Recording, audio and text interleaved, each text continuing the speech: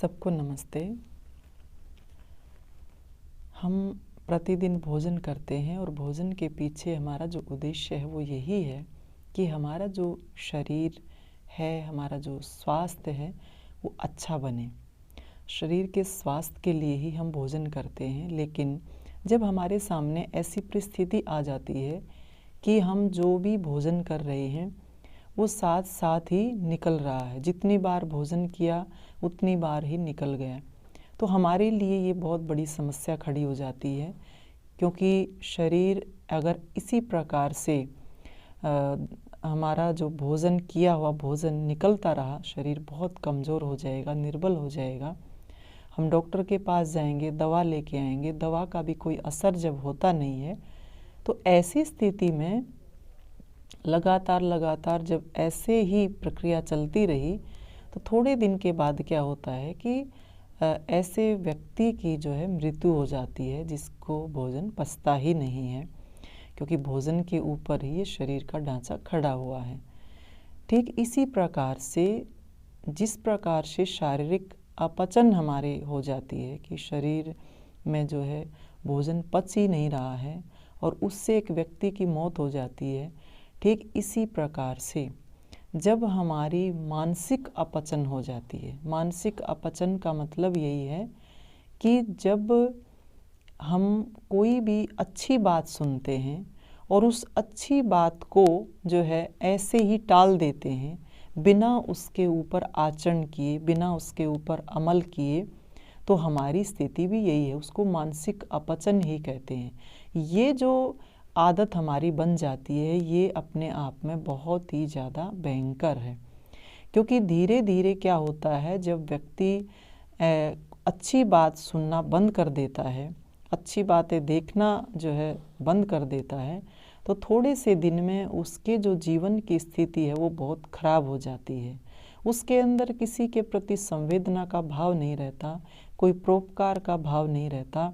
वो स्वार्थ से जो है ओतप्रोत उसका जीवन हो जाता है और ऐसा ही रहता है कि सिर्फ और सिर्फ जो है बिना किसी की निभावों के, बिना किसी मानवता के वो व्यक्ति जी रहा है। तो ये जो मानसिक अपचन है ये हमारे लिए बहुत ही खतरनाक साबित होती है। ऐसी आदत हमें जीवन में नहीं बनानी चाहिए। जो अथर्ववेद का एक मंत्र का वाक्य है वो हमें बहुत ही अच्छी बात सिखा रहा है। क्या बता रहा है कि समश्रुतेन गमे मही माँ श्रुतेन विराधिषि। इसका मतलब ये कि जो उपदेश हम सुन रहे हैं, जो सुनाया जा रहा है हमारे को, उससे हम जो है संयुक्त हो जाएं, उससे जुड़ जाएं। हे प्रभु, उससे हमें कभी भी अलग मत करना।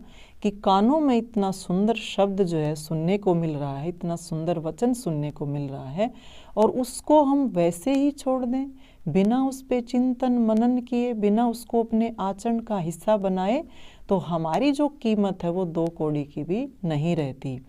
जैसे एक चित्रकार ने 2 चित्र बनाए, 2 तस्वीरें बनाई, व्यक्ति के चित्र बनाए दोनों, और उन चित्रों में जो खास बात क्या थी, जो पहला चित्र बनाया एक जैसे बिल्कुल समान, लेकिन फ़र्क क्या था कि एक जो तस्वीर थी उसके कानों के पास जो है एरो के निशान जो है लगा दिए गए कि एक तरफ से एरो का जो है निशान अंदर की तरफ जा रहा है और दूसरे कान से बाहर निकल रहा है।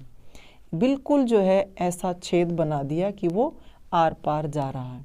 दूसरी जो तस्वीर थी उसमें क्या बनाया कि कान के पास जो एरो का निशान जो है बनाया, उसको जो है हृदय की तरफ मोड़ा गया।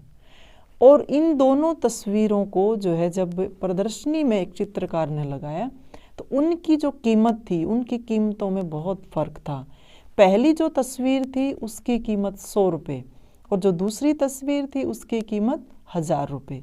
तो जब वो चित्रकार से पूछा गया कि एक जैसी तस्वीर है, केवल ये जो एरो का निशान लगाया है इसी की डायरेक्शन को सिर्फ बदला गया है और उसी से कीमत में इतना फ़र्क, तो चित्रकार ने बताया और इसका मतलब भी क्या है वो भी समझ रहे थे कि किस बात का प्रतीक है। तो पहली जो तस्वीर थी उसमें जब वो जो एरो का निशान लगाया था वो आर पार किया गया था। इसका मतलब क्या कि ये ऐसे व्यक्ति की तस्वीर है जो जो भी बात सुनता है उसको उस तुरंत जो है वो बाहर निकाल देता है, पास आने नहीं देता। और दूसरा व्यक्ति जो है सुनता है, उसको अपने हृदय में जो है लेकर के जाता है, चिंतन मनन करता है और उसे अपने आचरण का हिस्सा बनाता है। तो इनकी जो कीमत है इस आधार पर ज़्यादा और कम है। इसी प्रकार से जो व्यक्ति किसी की सुनता नहीं है, अच्छी बातों को अपने जीवन में धारण नहीं करता है, बुरी आदतें उसके जीवन में बहुत सारी हैं, उनको बदलने का प्रयास नहीं करता, तो ठीक इसी प्रकार से जैसे आर पार एरो का निशान हो गया था और उसकी कीमत बिल्कुल कम थी, ठीक इसी तरह से समाज में ऐसे व्यक्तियों की कीमत जो है वो 2 कौड़ी की भी नहीं रहती। और जो व्यक्ति सुनता है और मनन करता है और उसके बाद उसे अपने आचरण का हिस्सा बनाता है, कीमत उसी की होती है। तो हमें जीवन में जितनी भी घटनाएं घटती हैं, हम कोई भी अच्छी बात सुनते हैं उसे अपने आचरण का हिस्सा बनाएं। लेकिन आजकल हम अहंकार में इतने ज़्यादा सड़ते रहते हैं, अच्छी बातें सुन करके भी उसको अनसुना कर देते हैं कि नहीं ये मेरे काम की बात नहीं है। लेकिन वो बातें जो हमारे जीवन का कल्याण करने वाली हैं उसे हमें ग्रहण करना है।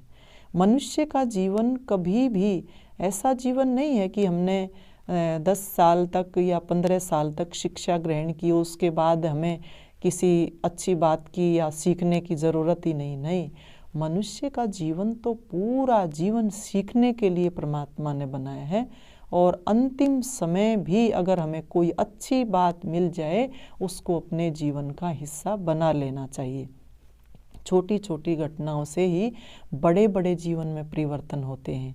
हम जब महर्षि दयानंद के जीवन की घटना को देखते हैं, जब वो मूल शंकर के रूप में बालक थे और उस समय जब महाशिवरात्रि का व्रत आया और उन्होंने उस घटना से अपने जीवन को बदला कि ये जो मूर्ति रखी है, शिव जी की तस्वीर जो सामने रखी है, ये सच्चा शिव कभी हो नहीं सकता, क्योंकि जो सच्चा शिव है वो तो निराकार है।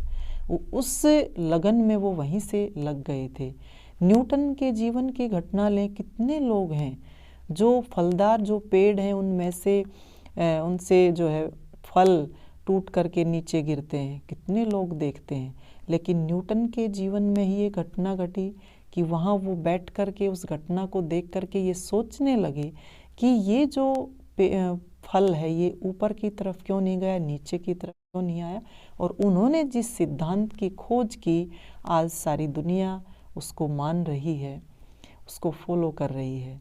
ठीक इसी प्रकार से महात्मा बुद्ध के जीवन को देखते हैं, तो महात्मा बुद्ध के जीवन में क्या जो है सीखने को मिलता है कि महात्मा बुद्ध अपने आप को जो है कठोर तप में तपा रहे हैं, कठोर तपस्या कर रहे हैं, अपने आप को सुखा रहे हैं बुरी तरह से।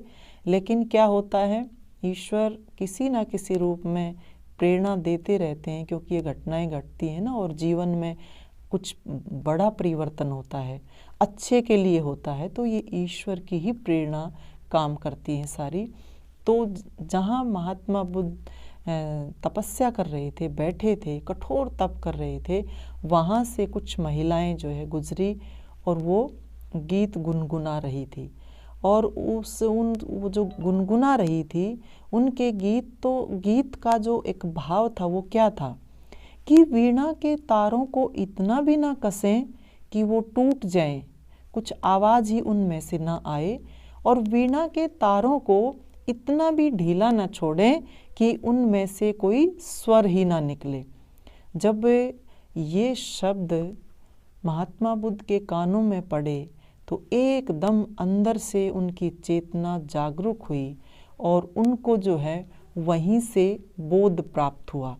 और उन्होंने ये जान लिया कि ना तो सुखाने में कोई लाभ है, ना ढीला छोड़ने में कोई लाभ है, ज़्यादा जो है तप भी नहीं, कठोर तप भी नहीं करना और अपने आप को शिथिल भी नहीं करना, आलस में भी नहीं लेके जाना, बीच का जो रास्ता है वही हमारे लिए सबसे अच्छा रास्ता है। समता में रहने का जो रास्ता है वो हमारे लिए सबसे उपयोगी रास्ता है। तो ऐसी छोटी सी घटना ने उनके जीवन को बदल दिया। सबके जीवन में ऐसी घटनाएं घटती हैं। जो है सब अच्छी अच्छी बातें सुनते हैं, ऋषियों के उपदेश सबके कानों में पड़ते हैं, लेकिन सही मायने में सच्चा इंसान वही कहलाता है, सच्चा मानव वही कहलाता है जो उन शब्दों को, उन उपदेशों को अपने जीवन का हिस्सा बना सके और उनका लाभ ले सके, जीवन में अपना कल्याण कर सके और औरों का भी उसके माध्यम से कल्याण हो। ये जीवन जो है जीने की कला हमें सीखनी चाहिए कि हम जो ये गलत आदतें अपने जीवन में बना रहे हैं, अच्छी आदतों में उसको परिवर्तित करना है। और उसके लिए तरीका यही है कि हम जो भी उपदेश सुने, अच्छी बात सुने, उसको अपने जीवन में धारण करते हुए आगे बढ़ें। इन्हीं शुभकामनाओं के साथ आप सबका धन्यवाद। सबको नमस्ते।